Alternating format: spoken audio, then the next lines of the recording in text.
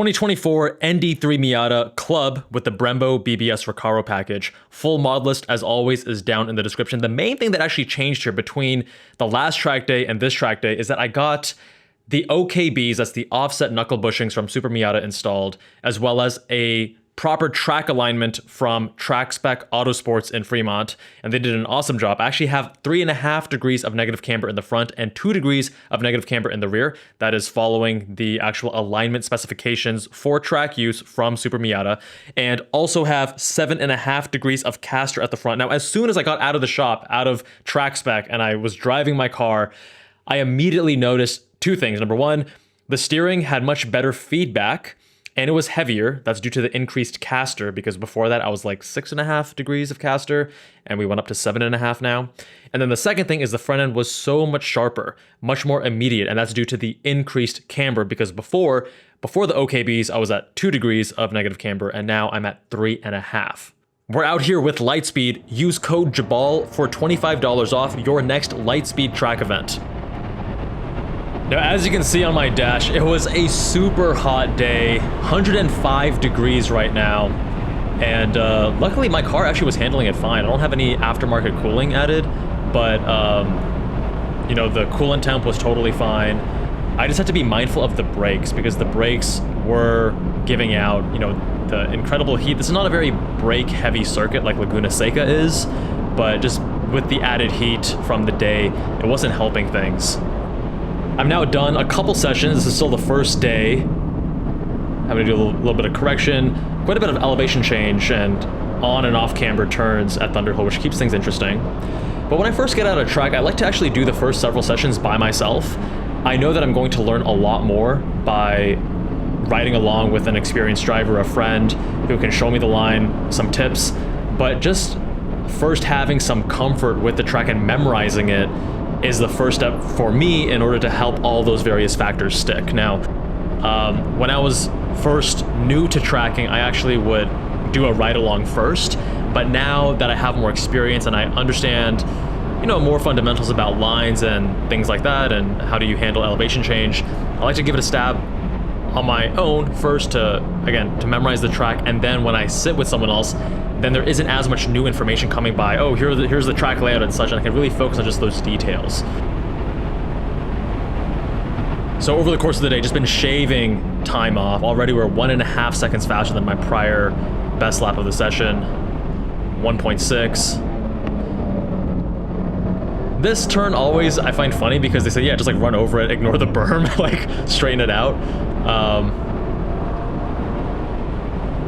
Maybe at the next repave or restructuring of the track, they'll actually change that, not sure. Lost a bit of time, actually. We're at 1.47 seconds ahead now, because my exit of that prior turn wasn't that good.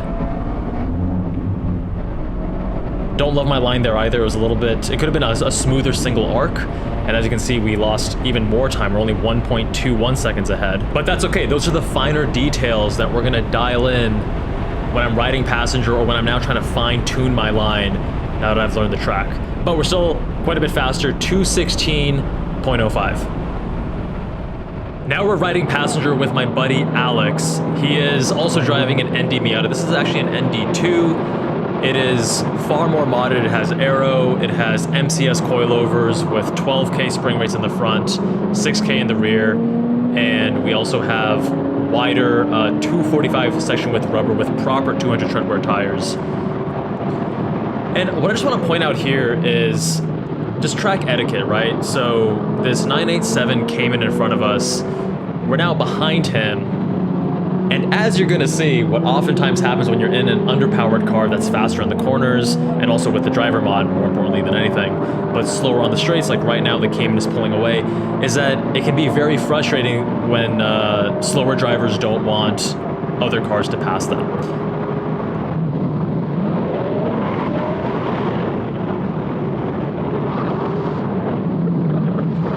So even though he was pulling away on the straights, when it gets to the actual twisties, we're again right on his butt.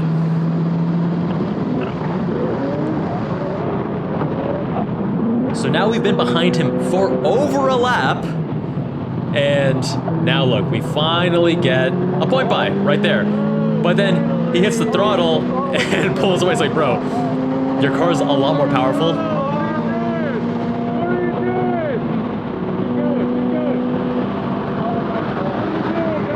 There we go, finally. All right, now let's see what Alex can do and how his line differs without a ton of traffic.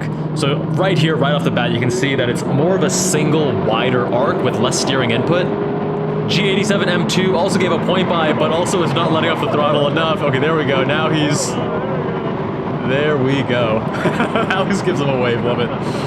Approaching turn 1, want to get all the way to the right-hand side, use the full track. And that M3 in front of us is going pretty sideways. Can he save it? No. Snaps the other way. Really important to know throttle control when you do get oversteer in a mid-engine, front-engine, rear-engine car, whether it's front-wheel drive, rear-wheel drive. He's fine, just a bruised ego. So right here, Alex hugs the inside, which I learned is very different from what I was doing. I was trying to apex it more traditionally, but because of the off camber, you want to just hug it on the inside, and then same thing here. Hug the inside there earlier. Go here, kind of like the left third, and just slightly turn to the right. You have to memorize this. There's no real good markers. As a passenger, it is a little bit... It always feels faster when you're a passenger, right? It's a bit unnerving. Because you don't have control, and as humans, we love control and hate uncertainty.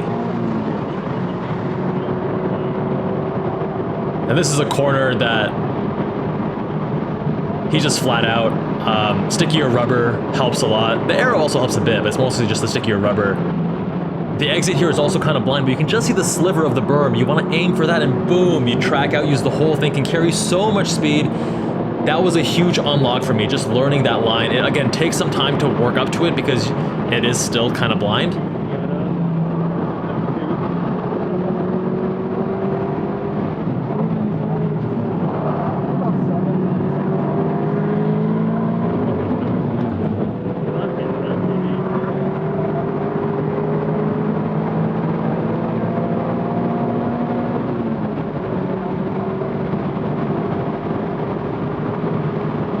Now look at the way that Alex approaches this. He's going to apex this a lot later than what I initially was. Going to track out and reduce that steering angle as he carries more speed, which theoretically makes a lot of sense, but then seeing someone do that, you're like, oh wow, why am I not doing that?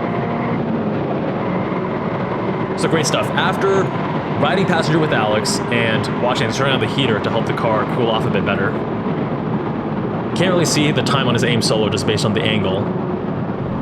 But now back in my car, this is the immediate session after I rode with Alex, having newfound knowledge of where I was just leaving many seconds on the table. So we're already at a 2:16.17. That is very similar to my prior lap time. And now I'm already carrying a bit more speed here, really dancing with the car, getting right at the edge, doing these little micro corrections, tracking all the way out, and now gonna hug the inside.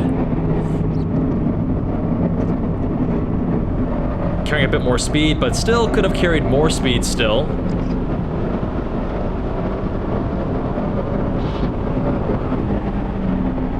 Still don't have enough confidence over this corner, so I slow down a little bit too much.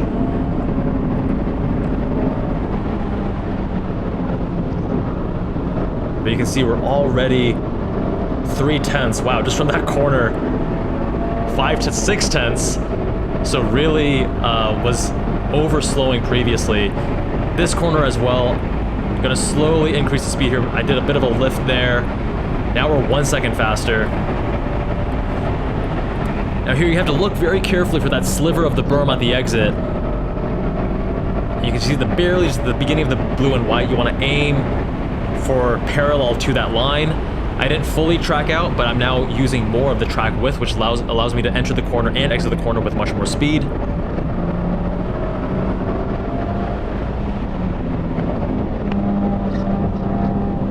Carrying more speed, having to do a little bit of a correction.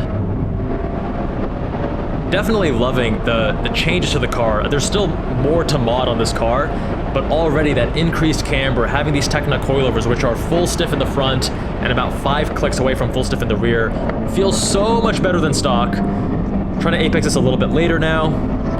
Could have carried a bit more speed though, and tracked out a bit wider there, used more of the tracks. I'm still playing around with the line. We're already 1.7 1.8 seconds faster than my prior lap. So riding passenger with Alex has shown us a lot of these opportunities for improvement. We're now hitting a 2:14.29. Let's see if we can beat that with one more lap. Carrying more speed, you can see me dancing ever so slightly at the limit, making these micro corrections. We're already 4/10 up just by carrying more speed on those corners. And same thing here, getting right to the limit.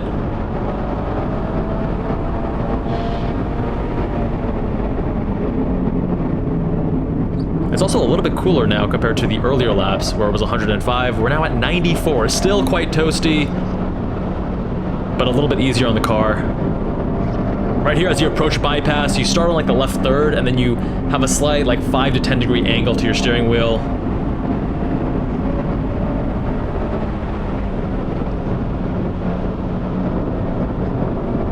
Again, carrying more speed, do that corner. Now we're 9/10 up.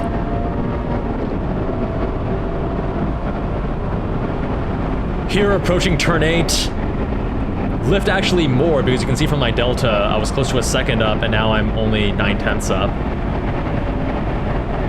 As I'm pointing to the screen, not happy about that.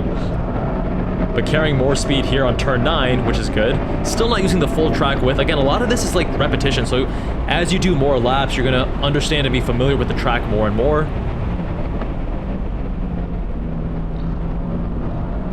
Carrying more speed here, turn 10 and 11, getting back to a full second up, but now having to slow down a little bit because of the 718 came in front of us. But it looks like he is quick to offer a point by "Thank you, sir." Excellent etiquette.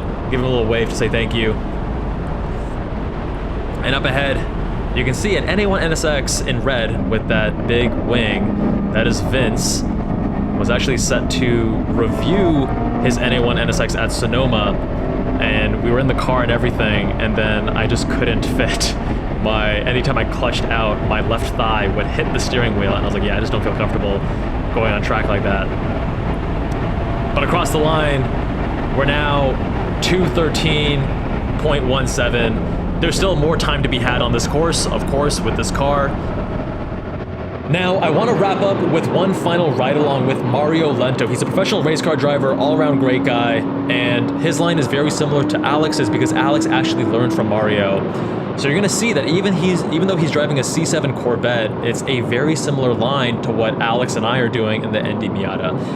But I want to take some time as you are watching Mario and seeing the similarities with the line, because ego, I think, can oftentimes hinder our development as drivers. The Miata, the ND Miata in particular, is such a phenomenal driver's tool, but it is low on power, it's not that impressive, yada yada yada. Guys want the fastest, the coolest, the most expensive, the most impressive, whatever. And I think that it oftentimes actually limits someone's driving potential, because if you are driving, let's say you're newer to track days and you go straight to a C7 Corvette or a high power, Porsche or BMW, because you don't have the skill set yet, you aren't able to repeatedly approach the limit of the car and improve as a driver, because the only way you actually become a better driver in a meaningful way and actually get, tenths and actually even multiple seconds off your lap time on track is by being able to push the car close to the limit. And you just can't do that as easily when the limit is so high, when you have to go so fast, where if you make a mistake, it's catastrophic. Whereas with the Miata, you're carrying less speed, but it still has such beautiful fundamentals, great chassis, great balance, great inputs, double wishbone front, multi-link rear suspension, lightweight, also easy on consumables, so it's nicer on the wallet. It just makes me appreciate the Miata so much. And even though I had a GR86 before, I think the GR86 is a bit more approachable. It has a longer wheelbase, which means that it's more stable as well. Trail braking with rotation is also a lot easier to induce with the Miata, whereas with the GR86, a lot harder. And even though I've been tracking for several years, and I've been an instructor also for several years, as you guys may know, I've done the instructor training and in-person course for multiple days. I'm nationally accredited, multiple organizations, all that stuff. I still acknowledge I have so much more to learn. Mario driving my car is going to be substantially faster around the track than I am. And he's a pro driver, so it's going to be a long, long time until I get to his level. But when you approach track days with some humility and you say, you know what, I'm here to, number one, become a better driver, because no matter which car I buy or sell, the only thing I take with me car to car is the driver mod, how good of a driver I am. Therefore, the thing that I should be prioritizing is becoming a better driver.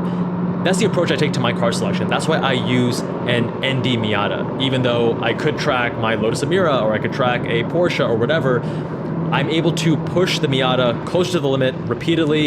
It keeps the cost down. It makes me more comfortable also pushing the car harder. Whereas if I track my Emira, you know, and bring it close to the ragged edge, I'm like, oh wait, this is a 3 times more expensive car, and if something happens, it's also going to be a lot more expensive to fix.